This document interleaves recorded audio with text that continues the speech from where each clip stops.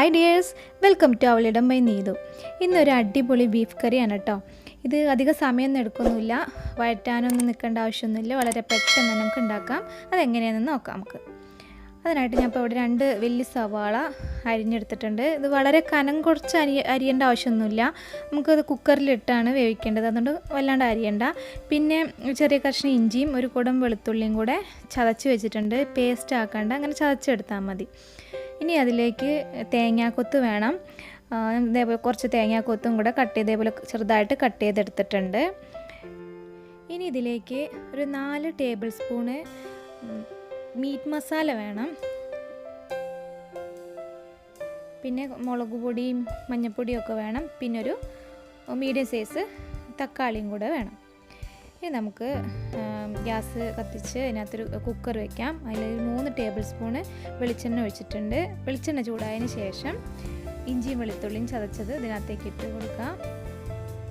ഇനി നന്നായിട്ടൊന്ന് ഇളക്കി കൊടുക്കാം. ഈ ഇഞ്ചിയുടെ വെളുത്തുള്ളിയുടെയും പച്ചമണമൊന്ന് മാറണ വരെ ഒന്ന് വഴറ്റാം.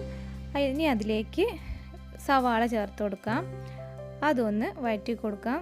സവാള നല്ലപോലെ വഴണ്ട് കിട്ടാൻ വേണ്ടിയിട്ട് അതിനകത്തേക്ക് ഞാൻ കുറച്ച് ഉപ്പും കൂടെ ചേർത്ത് ഒന്ന് വഴറ്റി കൊടുക്കുന്നുണ്ട്.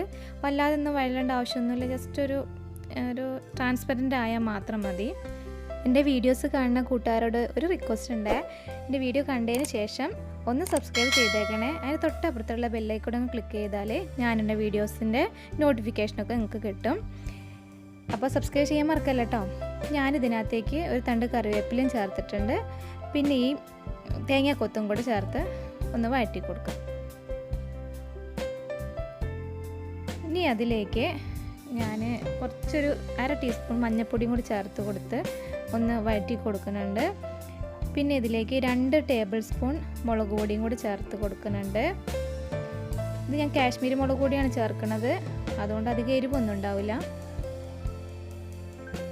നന്നായി ഇളക്കിയതിന് ശേഷം പിന്നെ ഇതിലേക്ക് meat masala 3 table spoon 4 table spoon meat മസാലയും കൂടെ ചേർത്ത് കൊടുക്കുന്നുണ്ട്. അതൊന്ന് വഴറ്റി കൊടുക്കാം. ഈ ബീഫ് കറി നല്ല അടിപൊളി ടേസ്റ്റാണ് കേട്ടോ. ചോറിൻ്റെ കൂടെയും അപ്പത്തിൻ്റെ കൂടെയൊക്കെ നല്ല ബെസ്റ്റ് കോമ്പിനേഷനാണ്. അപ്പോൾ നിങ്ങൾ എന്തായാലും ട്രൈ ചെയ്ത് നോക്കണേ. ഇത് നന്നായിട്ടൊന്ന് വഴറ്റി കൊടുത്തതിന് ശേഷം അതിനകത്തേക്ക് ഞാൻ മല്ലിപ്പൊടിയും കൂടി ചേർത്ത് കൊടുക്കുന്നുണ്ട്. 1 ടീസ്പൂൺ മല്ലിപ്പൊടിയും കൂടി ചേർക്കുന്നുണ്ട്. അതൊന്ന് വഴറ്റി കൊടുത്ത് എന്നിട്ട് പച്ചമണമൊക്കെ മാറിയതിന് ശേഷം ഒരു മീഡിയം സൈസ് തക്കാളി കട്ട് ചെയ്തതും കൂടെ ഇട്ട് കൊടുക്കുന്നുണ്ട്. ഈ തക്കാളി അങ്ങനെ കുറേ നേരം വഴറ്റി കൊടുക്കേണ്ട ആവശ്യമൊന്നുമില്ല, ഒന്ന് ജസ്റ്റ് ഒന്ന് ഇളക്കി കൊടുത്താൽ മതി. ഇനി അതിനകത്തേക്ക് നമ്മൾ കഴുകി വൃത്തിയാക്കി വെച്ചിരിക്കുന്ന 1 കിലോ ബീഫ് ഇതിനകത്തേക്ക് ഇട്ട് കൊടുക്കാം. ഇത് നന്നായിട്ടൊന്ന് ഇളക്കി കൊടുക്കാം. മസാലയൊക്കെ ഈ ബീഫിനകത്തൊന്ന് പിടിക്കാൻ വേണ്ടിയിട്ട് നന്നായി ഇളക്കിയതിന് ശേഷം ആവശ്യത്തിന് ഉപ്പ് ഇട്ട് കൊടുക്കാം. പിന്നെ ഇതിനകത്തേക്ക് ഞാൻ 1 ടീസ്പൂൺ വിനീഗർ ചേർത്ത് കൊടുക്കുന്നുണ്ട്. പിന്നെ മല്ലിയിലയും ചേർത്ത് കൊടുക്കും. മല്ലിയില കുറച്ച് ആവശ്യത്തിന് ചേർത്ത് കൊടുക്കാം. പിന്നെ ബീഫ് വേവാൻ ആവശ്യത്തിന് ഒരു 1/2 ഗ്ലാസ് വെള്ളം മതി, ബാക്കി ബീഫിൽ നിന്ന് തന്നെ വെള്ളം ഇറങ്ങിക്കോളും. ഇത് നമ്മൾ അടച്ചു വെച്ച് ഒരു 5 വിസിൽ വരുന്ന വരെ നമുക്ക് വെയിറ്റ് ചെയ്യാം. ഇപ്പോൾ ഞാൻ വിസിലൊക്കെ വന്നതിന് ശേഷം ഓഫാക്കി, അതിന് ശേഷം ആവിയൊക്കെ പോയിട്ടുണ്ട്. ഇനി തുറന്ന് നോക്കാം. ആഹാ, എന്ത് ഭംഗിയാണ്! കാണാൻ മാത്രമല്ല കേട്ടോ, കഴിക്കാനും നല്ല അടിപൊളി ടേസ്റ്റാണ്. ഇനി നമുക്കിതൊന്ന് ഇളക്കി കൊടുക്കാം. അപ്പോൾ ഇത് നല്ല വെള്ളം ഉണ്ടല്ലോ, ഇപ്പോൾ നമുക്കിനി ഈ വെള്ളം ഒന്ന് ജസ്റ്റ് ഒന്ന് കുറുകി വരണം. അതിനാണ് ഞാനൊരു വേറൊരു പാത്രം അടുപ്പത്ത് വെച്ചിട്ടുണ്ട്.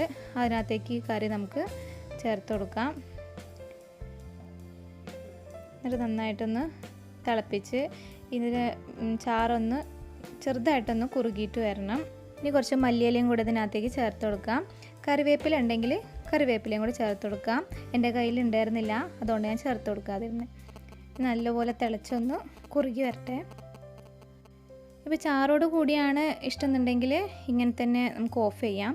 ഇനി അതല്ല വരട്ടി എടുക്കണം എന്നുണ്ടെങ്കിൽ കുറച്ച് നേരം കൂടെ വെച്ചൊന്ന് ഇളക്കി കൊടുത്തതിന് ശേഷം നല്ല പോലെ വരട്ടിയെടുക്കാം. അത് നല്ല അടിപൊളി ടേസ്റ്റാണ് കേട്ടോ. നല്ല ചോറിൻ്റെ കൂടെയൊക്കെ കഴിക്കാൻ, അല്ലെങ്കിൽ പൊറോട്ടയുടെ കൂടെയൊക്കെ കഴിക്കാൻ നല്ല ടേസ്റ്റാണ്. അപ്പോൾ നിങ്ങൾ ഉണ്ടാക്കി നോക്കാൻ മറക്കരുത്. Thanks for watching.